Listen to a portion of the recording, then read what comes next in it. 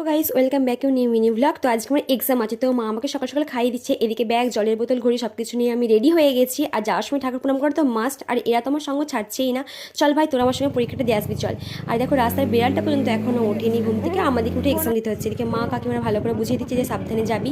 তো আমরা তো সাবধানে যাবোই, যে রাস্তা দিয়ে আমাদেরকে যেতে হচ্ছে কি বলবো, আমরা সাবধানে গেলেও মনে হচ্ছে না এই পড়ে যাবো। কারণ রাস্তাটা ছিল মারাত্মক লেভেলের সরু আর মাঠের মধ্য দিয়ে। তো যা হোক করে ভাইটা আমাদেরকে পৌঁছে দিয়েছে। আর আমাদের এক্সাম টাইম ছিল 8টা, মানে আমাদের খুব সকালবেলায় বাড়ি থেকে বেরোতে হয়েছে। এখনও ঠিকঠাক সূর্যটাই ওঠেনি, কারণ একদমই আবছা। আর আমরা দেখতে দেখতে এক্সাম সেন্টারের কাছে চলে এসেছি। আসতে না আসতে পুলিশ আমার সঙ্গে দেখা। তো নিজের মধ্যে এতক্ষণ ভয়টা কাজ করছিল না, এতগুলো ক্যান্ডিডেট দেখে অলরেডি নিজের মধ্যে ভয় কাজ করা শুরু করে দিয়েছে। তো এদিকে দেখতে দেখতে এক্সামও শেষ হয়ে গেল, কারণ আমরা তো সেন্টারের ভিতরে মোবাইল নিতে পারিনি, তো কোনো কিছুই ক্যাপচার করতে পারিনি। তো দেখো কত ক্যান্ডিডেট, তো সবাই যে বাড়ি যাচ্ছে, আমাদেরকে নিজের মতো কোনো গার্জেন নেই, আমরা অবলার মতো ঘুরে বেড়াচ্ছিলাম। তো শেষ পর্যন্ত ভাইটা চলে এসেছে। তো সাবস্ক্রাইব করে নিও, বাই।